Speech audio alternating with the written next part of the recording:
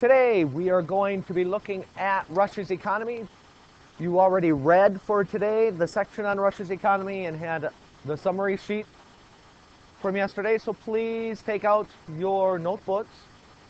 Again, like I said yesterday, these notes are going to be shorter than yesterday's. These are going to be much shorter.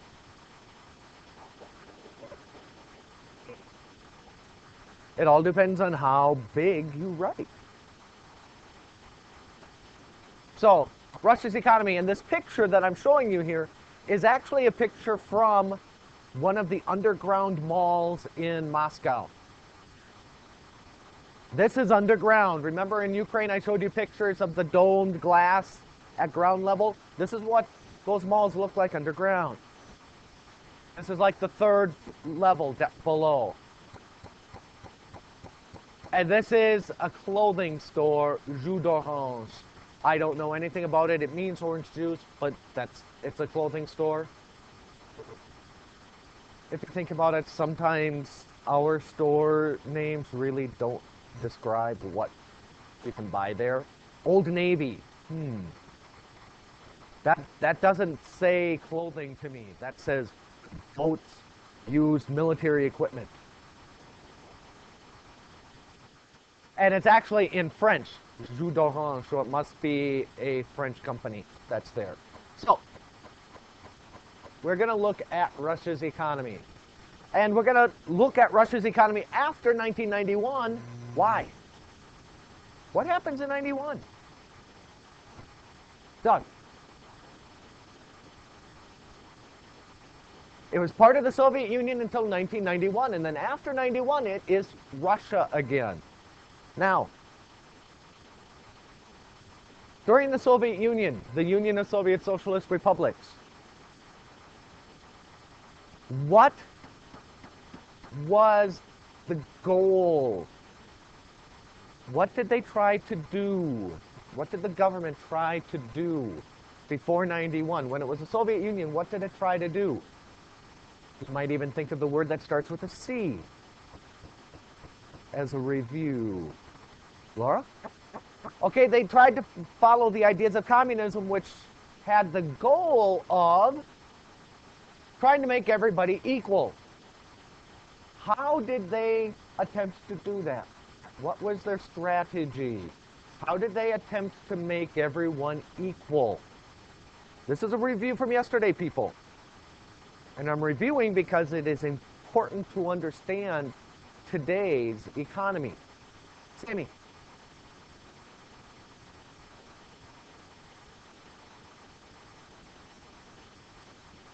Okay, making all the prices everywhere the same, or they controlled the prices, and that was a result of an even bigger strategy of, we already said it was communism. Victor? No one's rich, no one's poor, but what did the government do to try to make sure that everybody was equal? It was their strategy. What did the government do? Ashley?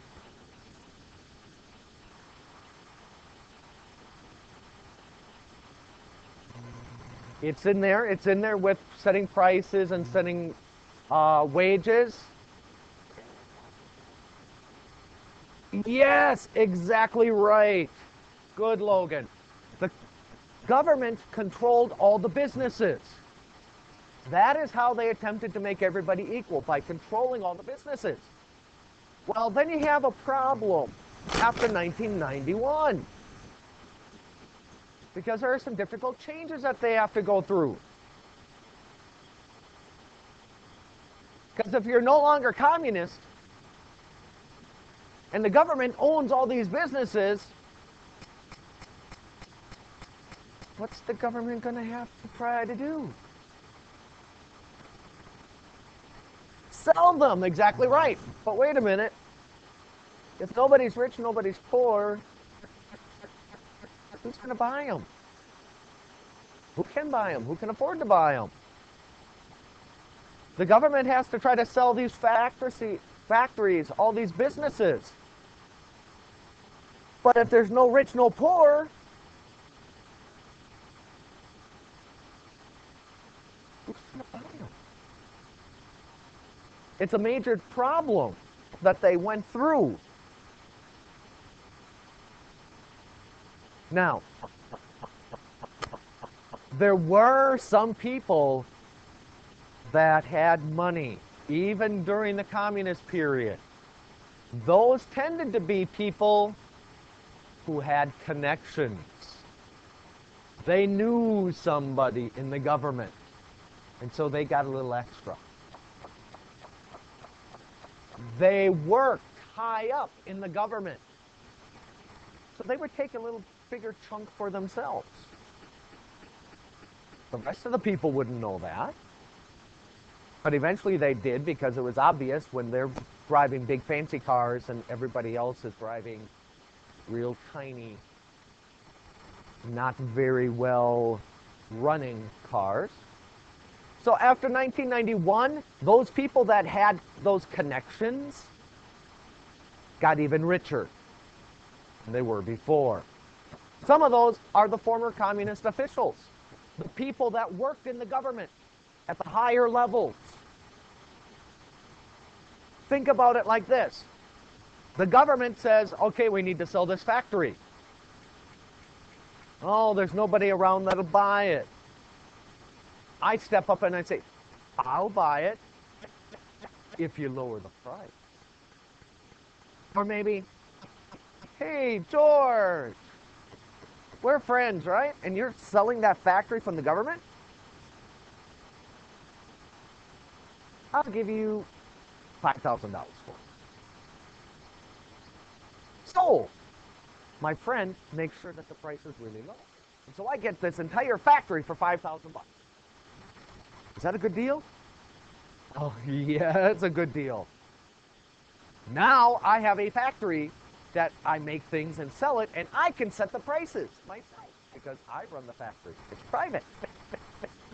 So former communist officials that had their connections. Hey, I think I want to buy a factory. Hey, guess what? I'm in charge of setting the price for that factory over there. $2. I just bought a factory for $2.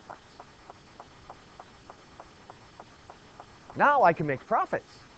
And I'm going to get a lot richer because I didn't have to pay much to get it.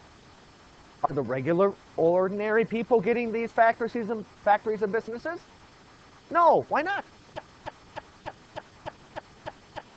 They don't have enough money, and they don't have the connections. One other group got richer during this period. Everybody else got poorer, except for former communist officials and organized crime. The Russian mafia. During the communist period, the Russian mafia was sort of held down by the communist government. Without that heavy-handed, no democracy dictatorship, suddenly they got freedoms. And they can abuse those freedoms in crime. Now, you want to know how rich these people got? You think of Bill Gates as being rich, right?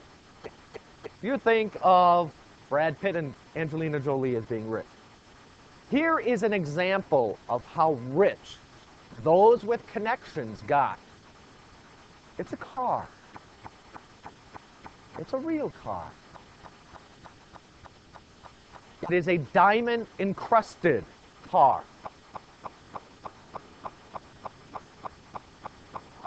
All that is, those are all diamonds on that car.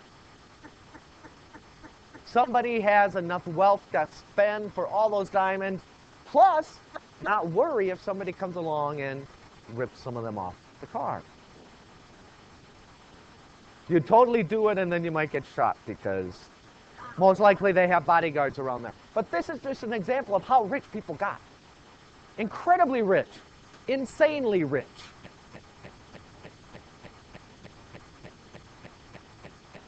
Some of them might chip off when you're driving, that's true. But if you're rich enough, you'll just get them replaced. I don't know. I didn't make it. I don't know how they're stuck on there. But it's just an example of how rich these people got. Now, During this time, prices rose because companies went private, and so the government no longer controlled the prices. So the prices went up. But the amount of money everybody made each month or each year did not. Prices rise, but the salaries didn't. Let's say you had money saved in the bank. Let's say, oh, I've saved for retirement. I got $3,000 in the bank. That's all I needed back before 1991. After 1991, $3,000 will buy me rent for a year, maybe. Everybody's savings is wiped out. I have friends that they had lots of money saved in the bank for retirement, but after 1991, boom, it was all gone. The hardest hit with this are those people that were retired and they were expecting to live on the money they had saved up and on the money they were being given from the government, Social Security. Suddenly, they have no money. Suddenly, they blow through their savings in a month or two.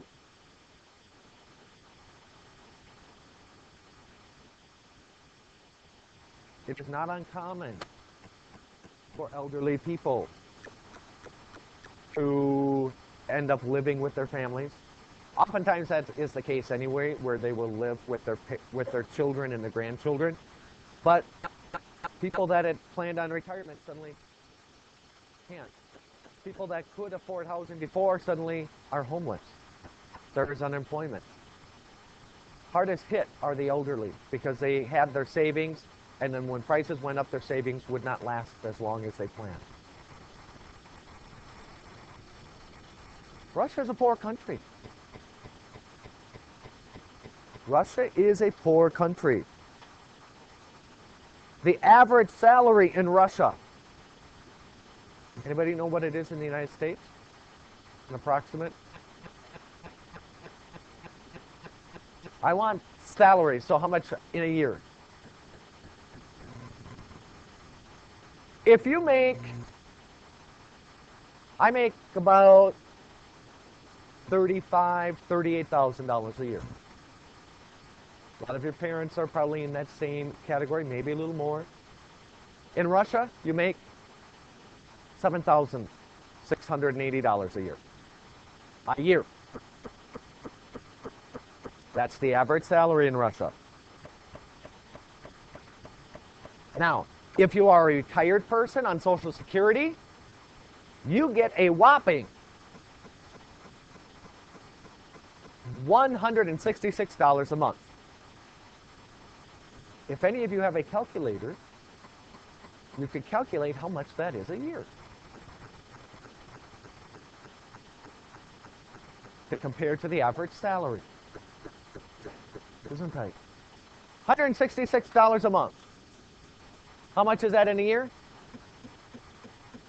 $1,900, almost $1,200 a year. I see wide eyes going, oh my God. Many of your parents make that in 2 weeks.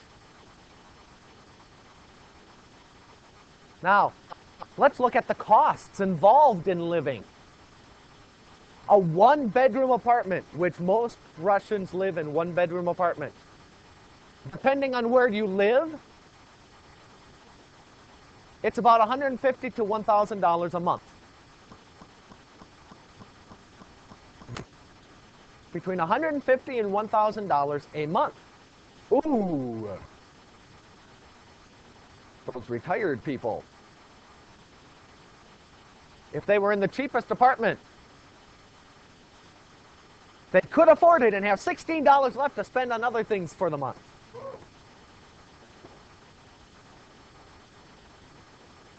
Now, I will tell you this, ladies and gentlemen. Most elderly people, one, live with their children and their grandchildren. Two, most people during the communist period had gotten their apartment. And so if they still have that same apartment, because they buy it normally back then, if they still have that same apartment, they kept it after 91, so they don't have to pay rent. If they moved after 91, then they would end up paying the rent for an apartment. We'll even look at the average salary in Russia. You could live in a $1,000 apartment. That would be in like a city like Moscow. You could survive for 7 months out of 12.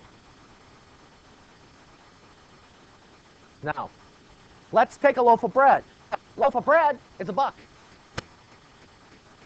Oh, a retired person, if they had to move, they could get an apartment and then they could buy 16 loaves of bread for the month. Nice food. But wait a minute, let's add something like milk to the equation. It'd be nice to have some milk. That's about $5. So 1 gallon of milk and about 10 loaves of bread. Okay? But wait a minute. If you got an apartment, you also have to pay for what else? Lighting and utilities and water and things like that. Phone. All those equal. All the utilities equal about $50 a month. Oh, crap. They just went homeless, didn't they?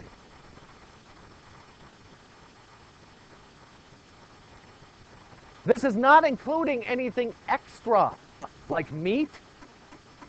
This has no meat in it. Meat is about 250, or not 250, sorry, $2.50 to $5 a pound for beef or pork. So you're probably not going to eat a lot of meat. Chicken is about $3 to $5 a pound. A chocolate bar, 200 grams, a chocolate bar is going to be about $1. And, okay, fine, some of those prices aren't that much different than here. However, if you're only making $166 a month or even $7,000 a year, how many of these people are going to be going to McDonald's? A lot?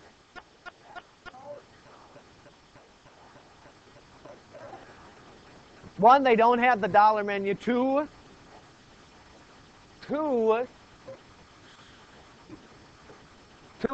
it's not, even if there was the dollar menu, that's not cheap. You get an entire loaf of bread for $1. No, you don't. No, you don't. Not over there. Yes, sir. Victor.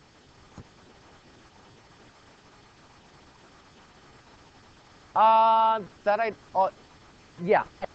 Yeah. But, okay. So, obviously, Russia, the people are poor. Russia is poor. Next slide. Russia is rich. What? I just said they're poor, but now they're rich? They're poor. The people are poor, but the country is rich. It is rich in what? Raise your hand. The people in general are poor compared to other modern countries, but they are rich in natural resources. Yes, Russia has tons of oil and gas and gold and diamonds and iron.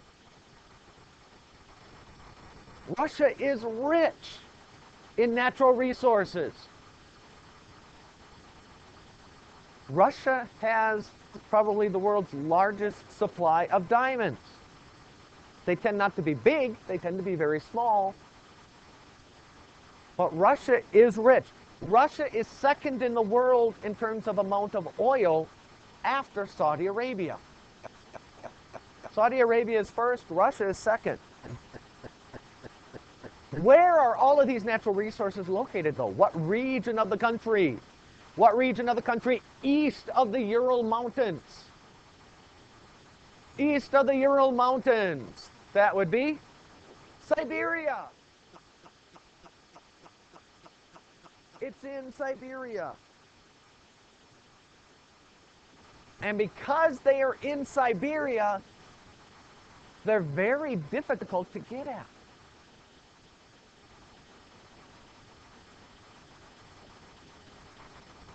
Sometimes they're hard to get.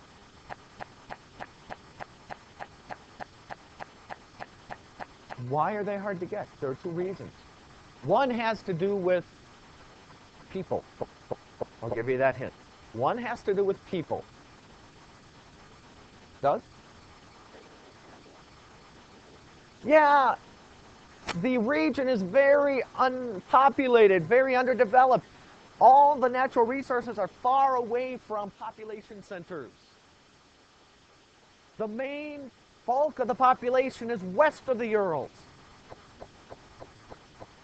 The natural resources are east, in Siberia.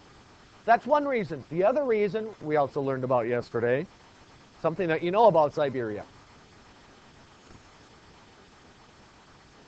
Because I'm sure all of you want to go visit there. Go bathing right now in December. Connor. Yeah, it's harsh, harsh climate. Be it the cold, the wind, the tundra up north, the permafrost. How do you dig through frozen ground? Anybody ever try that in the winter? Try to dig through ground? It doesn't work very easily, does it? Unless you use an axe. Nothing like taking your axe to the ground. Boom!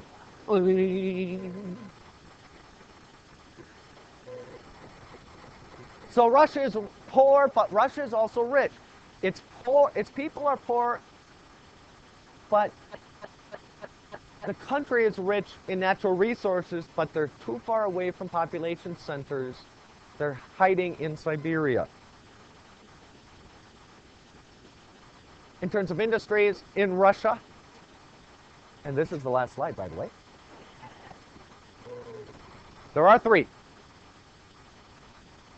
One starts with an M, means making things. Means making things, yes. Manufacturing, yes. Manufacturing. Another one. You're looking at it. You're looking at it. I'm part of it. So are bank tellers and bankers and doctors and lawyers. And have I given it away enough? Yes. Service industries. And one last one, because of that landform that is west of the Ural Mountains. It starts with France and then goes into Belgium and Netherlands and Germany and all the way across until it runs into the wall, aka Ural Mountains. That would be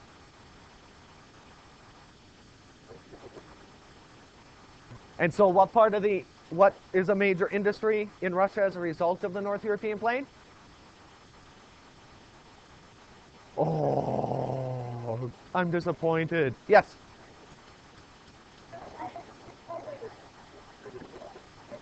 Agriculture.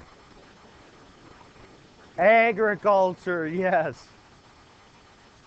They don't do a lot of mining on the North European Plain, except in the Donetsk region where they do mine coal. Ladies and gentlemen, that is the economy of Russia.